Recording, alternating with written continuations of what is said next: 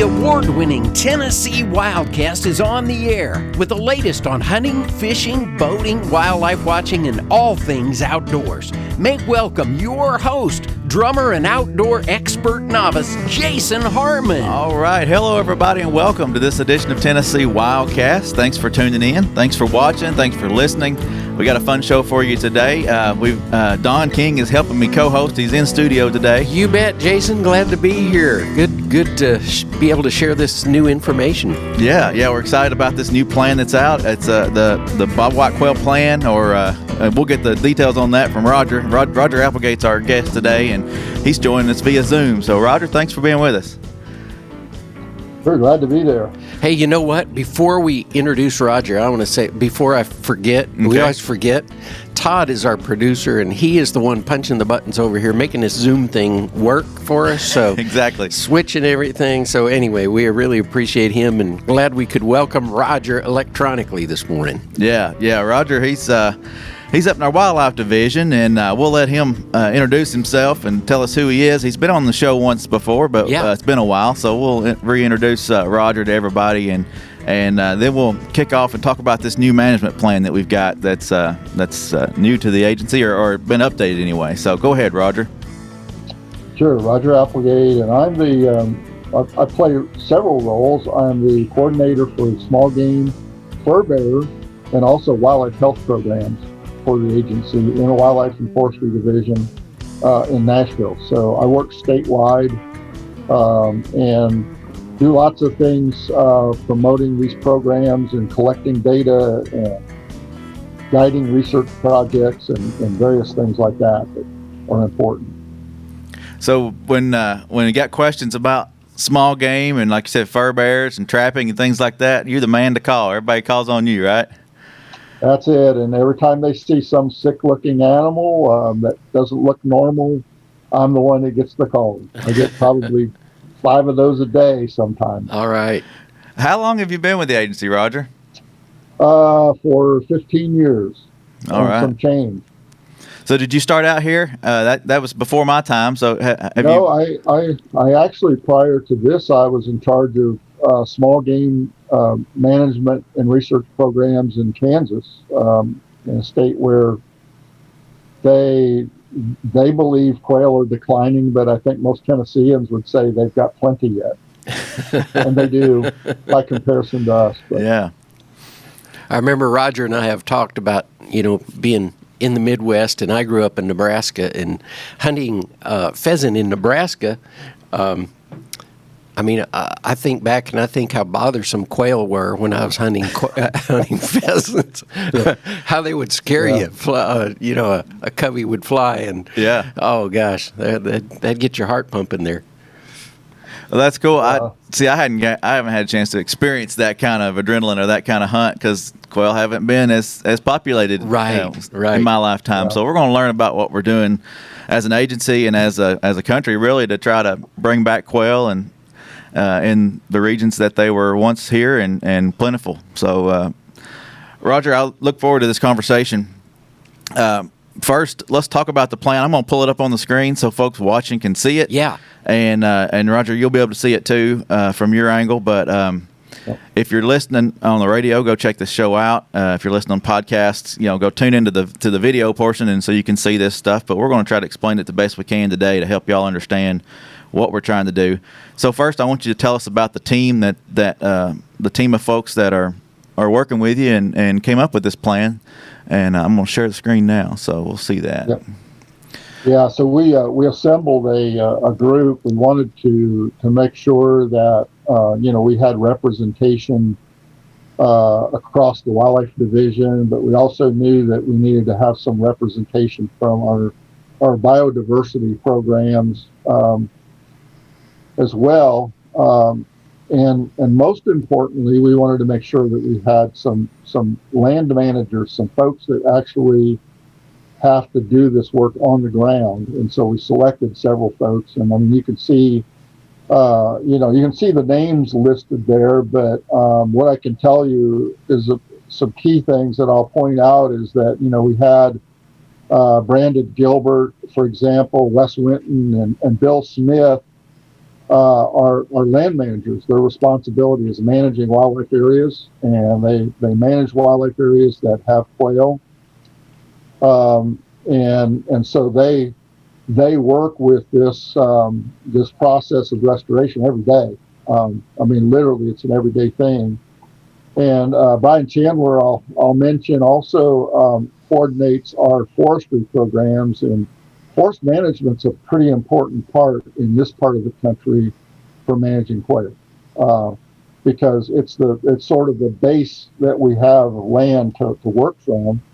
So Brian's very key in that. We also have David Haney, who's basically our bird expert for the agency, and he works with is interested obviously in quail, but also all of the other birds that live in the state and live in the same conditions that bobwhites do. And James Akins, Wally Akins, is the assistant chief of our Wildlife and Forestry Division. Pretty key. Stephen Thomas is one of our habitat biologists. And Stephen works out of an NRCS, a Natural Resource Conservation Service office for us and for that agency to help with managing habitat on private lands and most importantly, bringing some of the federal funds that are available through the Farm Bill to those folks that want to work with us on habitat. So this is very key to have his experience as part of this development team. Yeah. So I mean, it's really it was really a multifaceted group that I was just very tickled to be able to put together and get in a room pre-COVID when we were doing a lot of this, actually getting in a physical room together and talking about these things. For sure. So that's an all-star really cast cool. There. That really is an all-star cast. And I'm tickled. I'm really tickled at having had the opportunity to bring all these folks together. You talk about the private lands part of it too. That's important because I mean we have a lot of WMAs, a lot of public land that we can manage, but private land plays a big part in this, right? Yes, it does, and in fact, from a recent survey that we just finished conducting about small game harvest with the University of Tennessee, really most hunting for small game species really occurs on private lands, and that's reflective of the fact that that's the majority ownership of the land we have.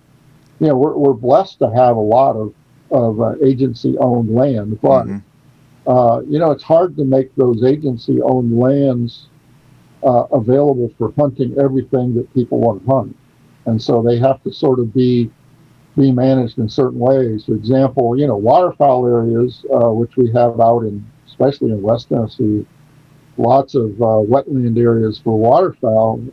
You just really can't help quail much on those areas because you have to have water on them for so much of the year.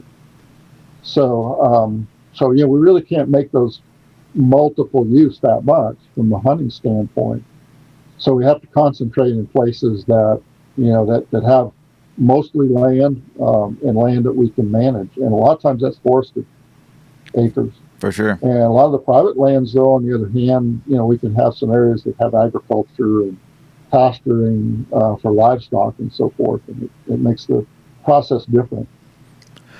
Well, one thing I want to make sure we mention our partners, and you mentioned a little bit about how we work with other agencies and things, but who are some of the key partners that we work with to make some of this stuff happen?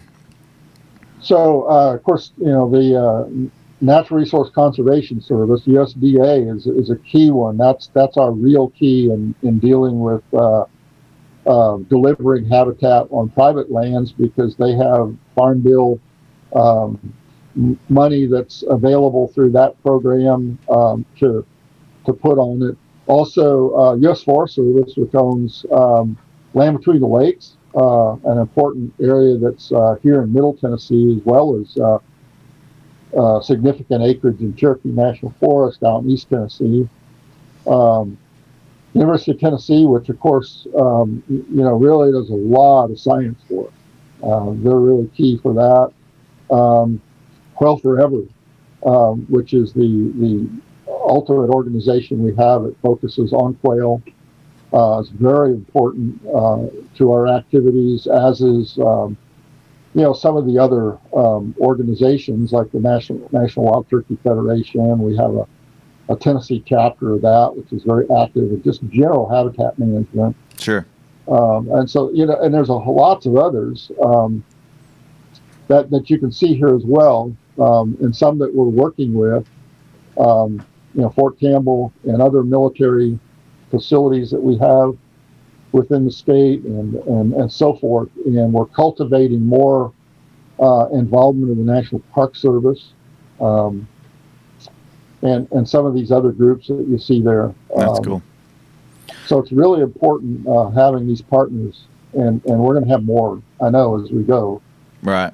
These were just the ones that we consulted during the planning, but as time goes, we're going to be dealing with lots of other groups that are not listed here. Well, as you can see, there's a lot of people got their hands in the pot and making things happen for this plan. We don't want to leave out our executive staff here, the directors and chiefs of divisions that are helping make this stuff happen. They're very important as well. So it's great to see everybody jumping on board and coming together to make something like this happen. And so let's jump into some of the goals. We want to make sure we hit those today, and I'll scroll fast to get down there. But this is the foundation. This is what we're trying to achieve, right? Right, Roger? Right. I see number one is habitat. Yeah. Yeah. Yes. Yeah. Yeah. And so then we have outreach, and actually that's one of the reasons we're here today, is that important component. And we'll talk a little bit more about these in a bit, I think. But, yeah. And we have population goals, because we need to get numbers to levels that allow them to be sustainable over time. And in order to do any of that, we've also got to have some research. And believe it or not, we're lacking in research for here in Tennessee. I mean, it was done years ago, and things have changed so dramatically since any real quail research was done. We need information on what it's like today. These very low populations, they're very isolated, small in many cases. We just need to have more of that information. So those are all really key parts to the plan. Those four big areas cover like just everything, that you really need to do. Roger, what would you say would be the biggest change that's happened, since the research was done before?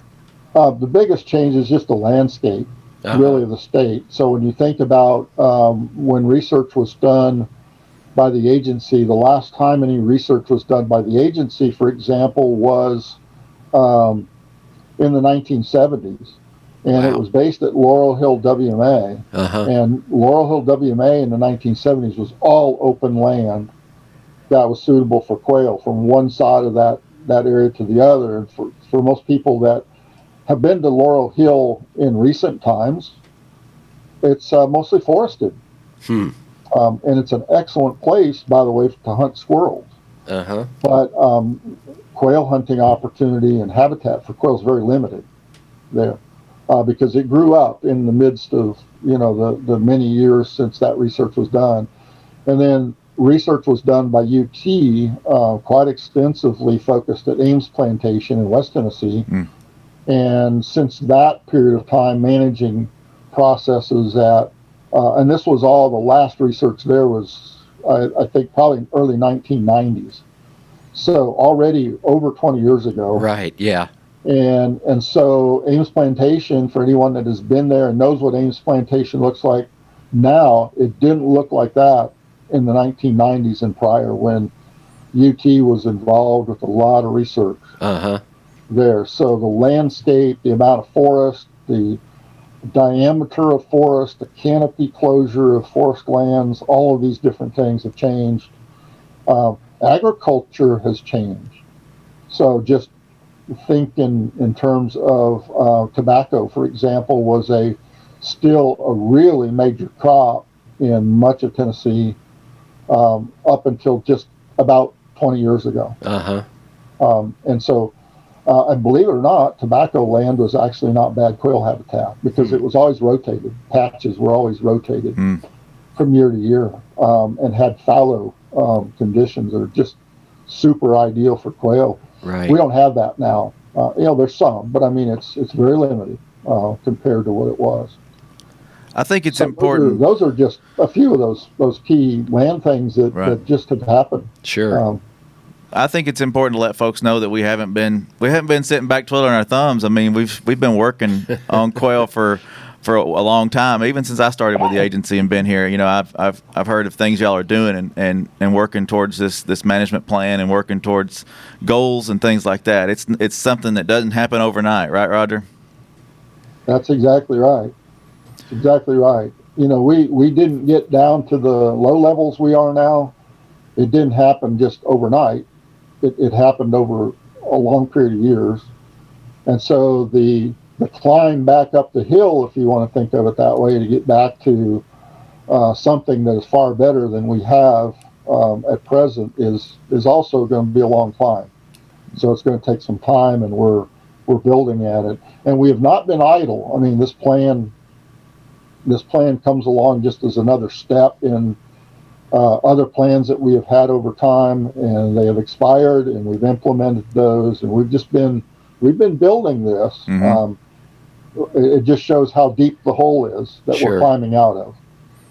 Well, you mentioned Bill Smith and his he manages the help me out, I'm forgetting the name now. Kiker Bottoms. Kiker Bottoms, yes, and you see a lot of quail out there. That property is exploding, and it shows that's an example of what we can do, and that's one of the demonstration areas, right? Can you explain a demonstration area for? Yeah, so a demonstration area is just what Kiker Bottoms is. At present, it's a property that through a lot of years of careful management, that they've built a population there that is huntable. It can sustain hunting. Now, it doesn't sustain hunting all season long every day. It's done, more restrictive. Mm-hmm. It also in some ways defies kind of some of the science we know about quail, and that is that the acreage is not anything near what the textbook, so to speak, the science says needs to be.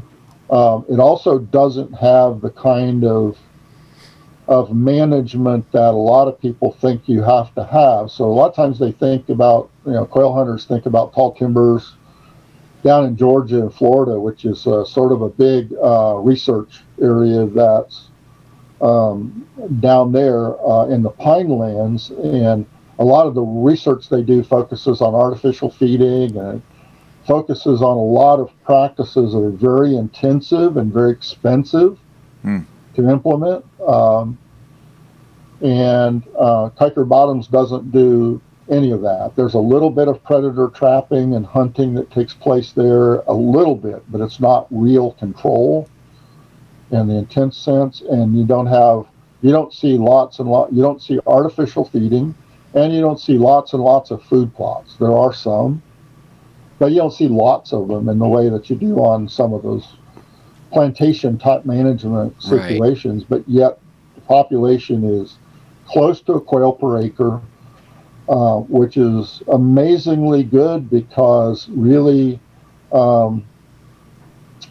it's more like a quail per 4 acres. And that's sort of the trigger where if you have a quail per 4 acres, you can start thinking about very careful, cautious hunting. In other words, a little bit of hunting can take place, and you can harvest a few birds and not damage the population. And it's better than that. But then you've got the southern plantation, which has, more like two birds per acre, which is, double that. But that's because they put lots and lots of money into additional things like artificial feeding and so on. Right. Okay. So we're managing up to that, hoping to be up to that quail per 4 acre type situation, and maybe even a quail per acre where we can. Those are the really kind of the things you need to target for.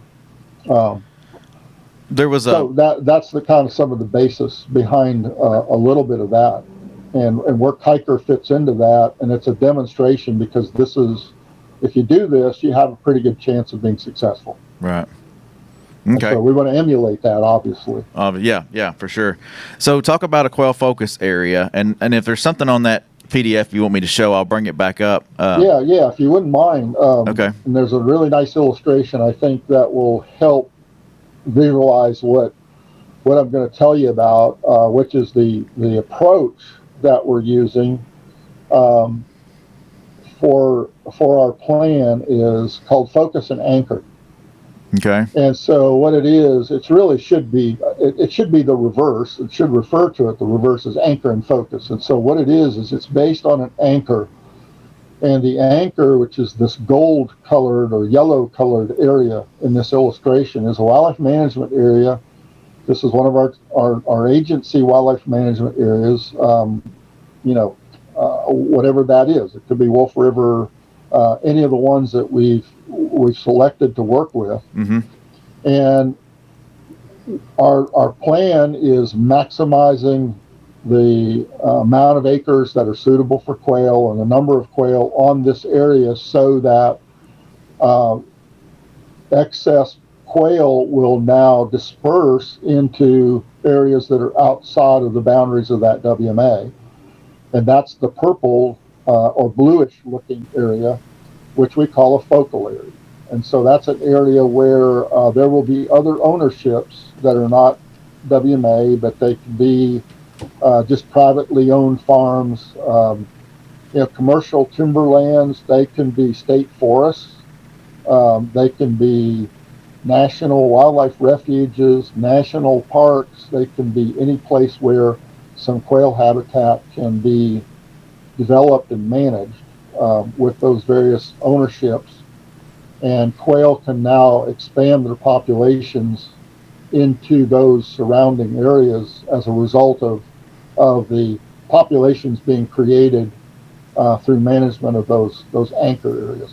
And when times get rough, like if an owner says, yeah, this is too much work, we can't continue to do this habitat work, we will still always, at a very minimum, have quail in those anchor WMAs.